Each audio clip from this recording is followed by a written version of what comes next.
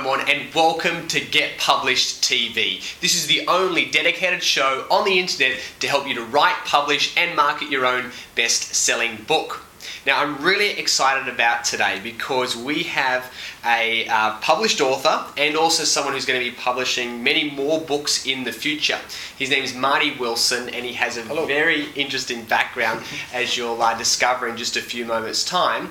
And the other reason why I'm excited is we have a lot of self-published authors here on Get Published TV, but you've gone through a mainstream publisher, and so we're going to be coming at that from a different angle and learning all about that experience and how it all works. And we're going to be learning about different formats of books. Normally we're used to, seeing books that are the typical 200 or 300 page books in like a B or a C format. This one here is a square shape. It's actually more of a, I suppose, in the gift book category, which is where it would be placed. And it's got a lot of colour and lots of interesting text. So I'm really looking forward to getting in and learning more about it. So thanks very much for joining us on Get Published TV. Pleasure, Dale. Thanks for having me. All right. So tell us about before we talk about the book, tell us about your background, because you've had a very varied background. You've done lots of things. So tell us about some of those. Well, it's a familiar story. I'm a pharmacist turned copywriter turned stand-up comic turned wine writer turned author and speaker. So, it's that familiar Hollywood story for the familiar career path.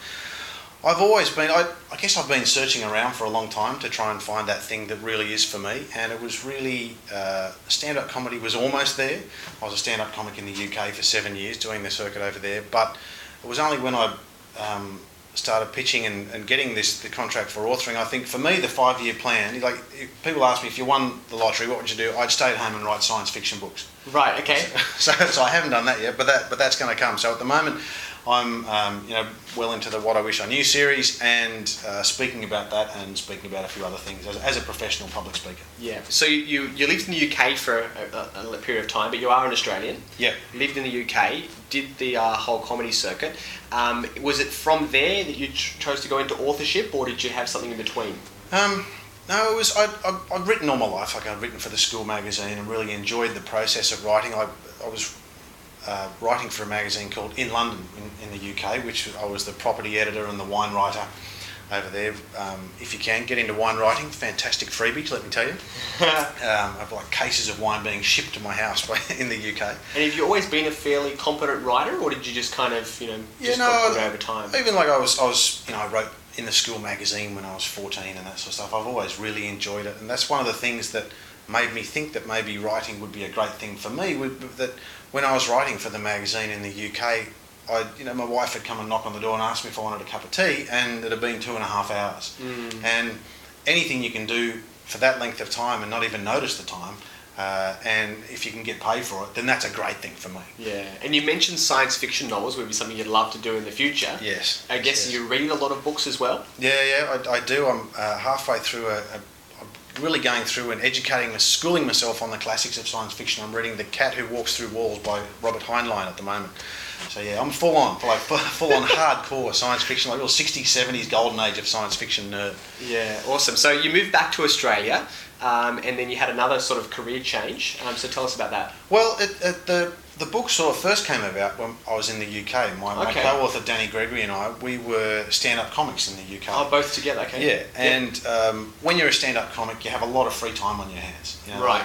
The gag I used to say on stage in the UK is, my wife was a nurse, so she used to get up about 6:30. I was a stand-up comic, so I used to get up about Thursday, and so that Dan and I had a lot of free time on our hands, and so we said, let's get together and write something together, because we'd worked in advertising over here together, and we tossed around some movie ideas and other things, and then this idea for a book of, because Dan and I have always been, when we've changed careers, we've always been someone to, if I wanted to get into stand-up comedy, for example, I contacted all the best stand-up comics in Australia, like guys like Adam Hills, Peter Berner, Akmal Sali, these guys who are famous around Australia, and said to them, let me buy you lunch and let me, give me some tips about how to be better to really fast-track my progress. And because we'd done that with careers all our lives, we said, well, why don't we do that with life? So our book, What I Wish I Knew at 18, is all about if I wanted to live a better life, fast track my evolution to live the life of my dreams, and that's where that book came from. Does that make sense? Yeah, totally. So you're in the UK, had time on your hands, you thought to yourself, well, let's write a book, and because you were used to and comfortable with meeting mentors and learning from other people, you thought that would be a great way in order to put together a book. Yep. So you came up with this, the title. So I'm just going to hold it up and tell us about the title and the concept of the book. Well, the title's called What I Wish I Knew at 18, and the overarching question is the book. We gathered together just over 80 people and asked them, if you could go back in time and give your 18-year-old self one piece of advice, what would it be? Right. And then I'll give myself a bit of a plug. The charm of the book is that on each double page spread there's a quote from the person, a bit of their life experience, and an incredibly dorky photo of them as they were at 18. Right. There's some fantastic paisley flares, mullets, all that sort of thing, and the charm of the book seems to be, from what we can gather, that it's profound advice, but everyone reading it can tell that the person learned by living rather than. We had this great quote on our blog that I really love talking about. This young girl said, if someone with grey hair offers me advice, I just dismiss it out of hand.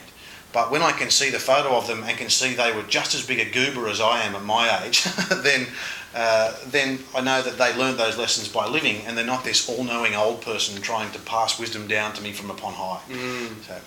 Awesome. So the format is you've got a photo of every person. Now, some take up 2 pages. Yep. And I'm just showing you this to stimulate your own ideas and thinking, because you may have a thought to write a book, and you need to come up with a format, a structure, a model, some type of system that's going to work for you. So here we've got about 80 people that have contributed. Some have a double page spread. I see that you've used a couple of different fonts. Some you want to make really big, so you've used a font which is more like a handwriting font, which is great. And so some of them just have a short paragraph, or maybe some are just a short sentence, but then it actually tells you who the person actually is. So this one here is Matthew. He's 39 years of age. He's an award-winning businessman, and so it's really funny to see this guy here. And if you see the glasses that he's wearing, and just to know that he's now an award-winning businessman, I suppose it's quite humorous actually.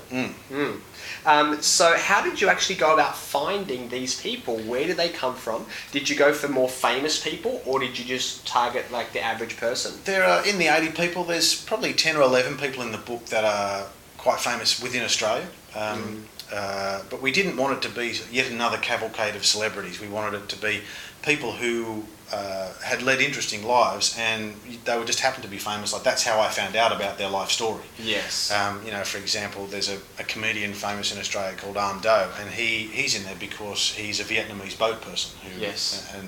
And there's a guy who was coach of the Australian Rugby League team, Wayne Bennett, but he's in there because he has one, in inverted commas, healthy child, one with mental disabilities and one with physical disabilities. So it's not just they're famous, throw them in. It's more people who've led interesting lives, and the criteria we used was just people who seem comfortable in their own skin. Okay. And, you meet people and they just have that aura of there's not much going on. They're just sort of quite happy to be who they are. And we found that once we got talking to those people, every person we interviewed, we said, well, who else should we talk to? Tell us who inspires you. Yeah. And they gave us 2 or 3 names, and then went on from there. So each person in the book is, I guess, within 4 or 5 degrees of separation from us. Okay. And so the process of, you obviously started with your network, and then you leveraged off those people to find more people. Yes. I imagine you either got a phone number or an email. Was it just a matter of picking up the phone and telling them what you were after, or sending them a sort of a template email? Yeah. No, we had a template that we used. We had a sort of, picked from the pitch document for our book to something describing the overarching concept, describing, obviously who we were, and if we knew the person, then I think it's good to mention that, this person referred us to you, so that there's just that little bit of breaking down the barriers. Having said that, if you can have some sort of mock-up to help you help them get an idea of what it is, like we didn't. But now that I've just signed for a couple of sequels for the book, and being able to send them or even just the PDF of my book so that they can see what it's going to be, and they can straight away they can get exactly what it's about. Yeah. So I think if you're going to do some sort of mock-up to show what the book would be like, Absolutely. would be a fantastic thing. Yeah, and I always say that the first book is the hardest book that you'll ever do. Yes. I've got 16 books now, but the first one, once I got that, then it was so much easier, because anytime I want someone's help or support, I would just send them a copy of Yes. the book, and I just made it so much easier. So now you went through a major publisher. Yeah. Did you pitch them the idea and concept, but not have anything actually done, or did you have it all done and then take it to them for publishing? Oh, we did a pitch document when we were working in the UK. We did a pitch document and sent it out to about 20 agents over there, and we have 17 lovely rejection letters in an envelope back at home, with people politely declining. And then when I moved back to Australia, we decided we may as well resurrect it and try it out. And one of the great things about Australia with respect to getting in to see a publisher is that you can get in to see a publisher without an agent. Some publishers are a little bit okay if you've got some sort of credibility, if you've got some sort of a name for yourself. Yep. They will see you. Yeah. Even if you don't have an agent. So Yes. we didn't have an agent. Right. We got to see a couple of publishers, and they both loved it, which was fantastic, because then they knew that there was another publisher interested and that sort of stuff. So that made the advance better, which is always good. Good. One bit of experience, I guess, we were offered a 2-book deal at the start, and we just cut them back to 1. Okay. Just in terms of we wanted to just see how it would go, and then not be tied into them to see where we might take it in the future, and maybe just leave our options open. Yep. In hindsight, I don't know if that was the best thing to do. In hindsight, maybe I think in hindsight, if I was offered a 2 or 3 book deal again, I'd probably take it to get them committed to more up front, because then they would. That's one of the lessons I definitely learned. That if you're going for to a publisher, the higher the advance, the higher the print run you can get them to commit to in the contract, then that means they'll market it a lot harder. Yes. Because they want to recoup their money, obviously. Yeah. So you got in there, you pitched the idea and concept, and how long did it take before you got back a response of whether they were interested or not?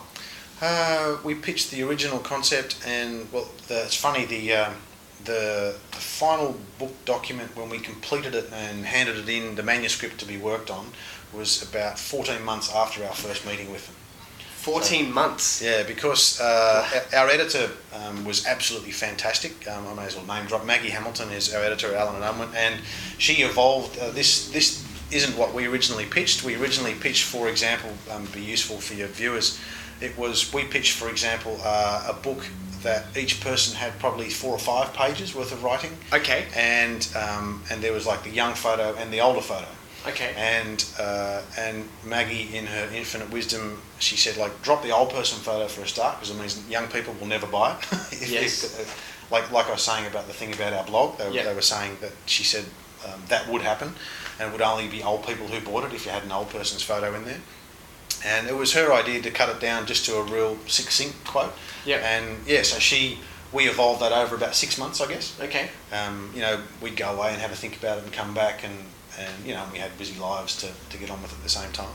So it's one of the things I would pass on to people I don't know what industry you're working, but coming from being a stand-up comic to being in publishing, when you're a stand-up, I can think of a joke as I'm walking on stage, and it's in the public domain 17 seconds later. Yeah. Whereas, publishing is a big lumbering dinosaur. It takes a long time. I guess maybe not as much with self-publishing, because it's all up to you.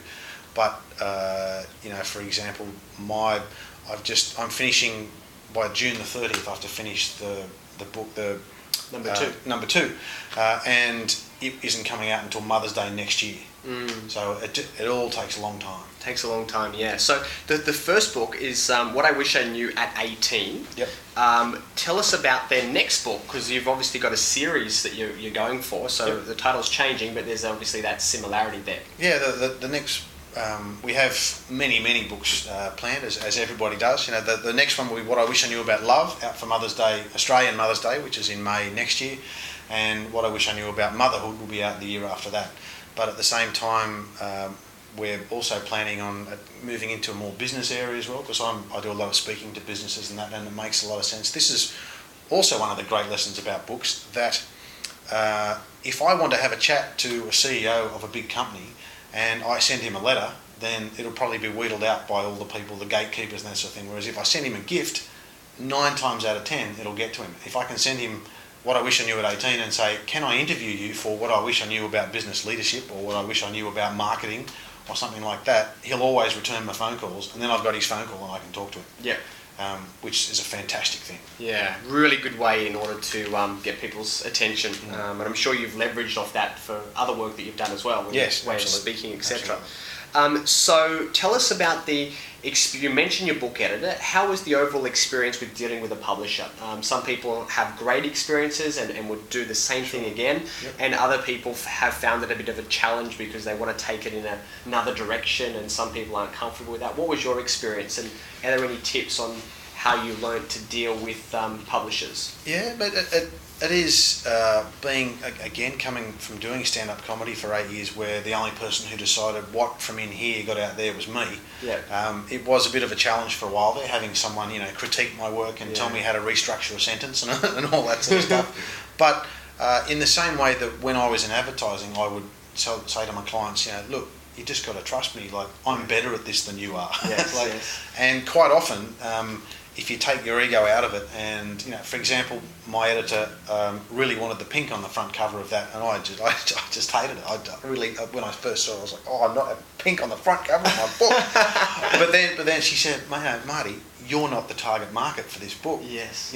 As much as you consider yourself, a sensitive new age guy, and it's not, the target market for your book is women aged 35 to 65, with a few males will buy it as well. And so, you really have to trust other people's judgment. And, I don't mean totally sell out and do stuff that you totally don't believe in. But my experience with my publishers, Allen & Unwin, has actually been absolutely sensational. Great. The only part about it that I haven't really enjoyed has been the negotiating of contracts. I guess being a stand-up, I've always had an agent, and that sort of stuff. It doesn't come naturally to me. I'm learning that it's going to have to. And for example, I used an intellectual property lawyer to handle the contract for me, because I just and there's stuff that probably would have slipped through if I didn't do that. Yeah. Just tiny little clauses that I can't even tell the difference. But he assures me that means the end result was I'll get better royalties and all that sort of thing. So. Like for me, like in anything in life, like I don't do my own tax return. My accountant does my tax return. Yeah. The people who are totally immersed in the process of negotiating contracts or negotiating intellectual property and that sort of thing, use them. For me, that's how I feel about it. Yeah. Now, you've mentioned Dan a couple of times, who is your friend in the UK and also here in advertising and then stand-up comedy. He's your co-author for the book, but you're saying that with the other books you're writing, you're actually going to be doing them yourself, not with a co-author. So how have you made that decision? Yeah, well, Dan and I, we used to work together in advertising, so we have a fantastic working relationship. There wasn't a single fight putting this book together at all, which was just fantastic. We have a real... we've had all our knockdown, drag-out fights a long time ago. But Dan is much more moving into... Dan is, for those who don't know, he's quite famous in Australia for being on a show all about advertising, the Gruen transfer, and he's sort of moving more into that area, speaking and writing about that sort of thing. And so books on love and motherhood, he wasn't really interested in pursuing those. Yeah. So I'm doing those, but for example, I was telling Dale off camera that we're moving this into an iPhone app, and we're going to do that together, and we're going to do the business ones together. So we're really going to use this What I Wish I Knew ... as an overarching umbrella for probably quite a few things that we do individually and separately, and just sort of become known as the What I Wish I Knew guys. As in, you're the Secrets Exposed guy, and that. So. And I think that's a really great way that you've done it, because I have a lot of concern when other people say to me I'm doing it with a co-author, because if they get into some type of arrangement whereby even they've written the book together, one person sometimes sits on their hands and does nothing, and the other person spends the next 5 years promoting the book and putting all the effort in, and then they're splitting the profits 50-50 because they both wrote it together. But you've got such a relationship that you can kind of pick and choose and say, well, do you want to be part of this book? Yes, I do, or I don't. And then so it's really good that you've got such flexibility there that you're not locked into any firm agreements. Yeah, but we have for Love and Motherhood, we've signed a letter of each other saying all monies from What I Wish I Knew About Love and Motherhood go to. Making sure we don't go over time, but yeah, keep going. All monies from Love and Motherhood go towards Marty Wilson. Anything else that we do can be negotiated from then on. And so just cover yourself up. Be really open and upfront from the start if you're having a co-author or in any relationship with these sort of things, really, because there's a lot of yourself invested into a book. And so it's really worthwhile having those icky conversations up front so that they don't rear up to bite you later on. Yeah, great. Now, one of the other things you mentioned, which is very unique, is that you're going to be turning this book into an iPhone app. So how did that idea come about? And I know it's still in concept phase, but tell us about what it's going to look like. Well, it's really exciting, and it's a real moving feast at the moment because as we're speaking in the end of May in 2009, and Apple are just about to release a new version of their iPhone software. So there's a few things in that we're coming to grips with how it's going to work. And for example, each person we interviewed for this, they gave us sort of 4 or 5 fantastic quotes. So in the iPhone app, there'll be each person, if you like one of their quotes, see more from this person and get to know this person a bit more. There'll be some audio embedded into each page so that you can press an icon and hear Dan or I, depending on who interviewed them, talking about how the interview went. For example, when one of the guys that Dan interviewed, he was in the Second World War, and he rang Dan the next day and said, "Oh God, my wife hasn't even heard some of that stuff that I spoke to you about yesterday.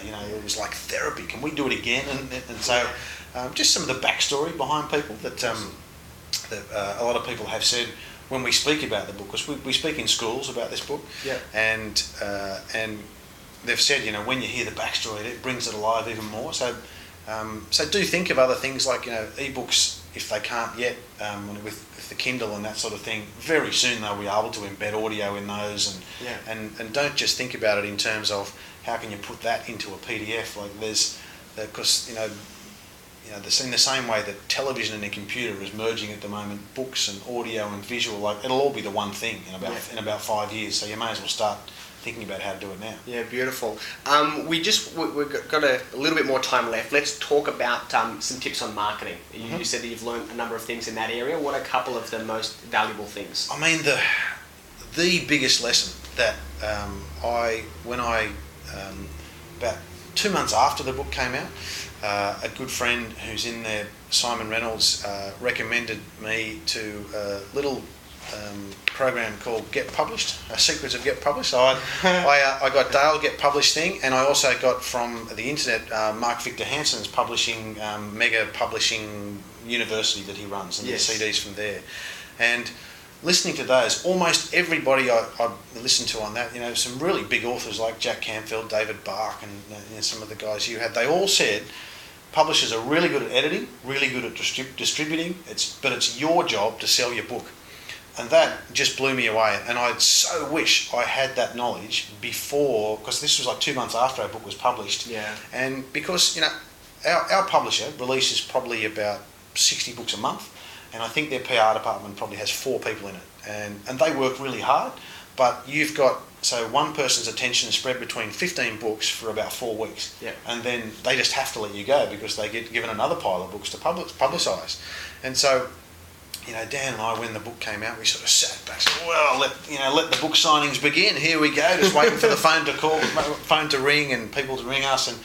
And then and it didn't, and we were shocked. And then I, listened to your thing, and then listened to Mark Victor Hansen's thing, and the penny finally dropped. And then so I did a course on writing PR releases, and started writing. We started writing our own PR releases, and then we started making contacts. And now, there's probably about 50 to 60 to 70 journalists, radio people, TV people that return my phone calls now when I call them, so that when the next book comes out, I'll start talking to them about it 6 weeks before it comes out, not 2 months after. Yeah. And it just makes such a big difference. Definitely. Wow. Okay. Now, do you have published these books in Australia and New Zealand? Yes. Okay. There may be people watching this that could be publishers or maybe they're book distributors. So, Yep. obviously, there's an opportunity there to take these books, internationally. Yep. So, what would you say to someone out there that may be a potential business partner? Call me. No, we're on whatIwishIknew.com. You can log on to that, and there's a contact the authors link on there. We'd love to hear from you. Love to hear. We've got haven't heard back. We've sort of pitched documents over to a few agents in the States, but haven't heard back. So it's all up in the air at the moment, and we still have the international rights for it. So beautiful. Cool. So your two websites again. You got one for the book. Would you sort of repeat it one more time? whatIwishIknew.com. Yep, and your personal website if people are interested in booking you as a speaker or as a stand-up comic. Yeah, of course. It's Marty, M-A-R-T-Y, at martywilson.com.au. Yep, so there's the email address there. So get in touch with Marty. It's been great having you on the show and learning about this really unique and fascinating book. So much wisdom and life experience in here, and I think just it's a great gift and a great addition to anyone's household or bathroom or wherever you read books. This is Dale Beaumont from Get Published TV with Marty Wilson, and we look forward to seeing you again next time. But please leave us your comments below. We'd love to hear from you. If you have any questions, put them in the box as well, and we'll make sure that we get back to you with some answers. See you next time. Thanks. Cool.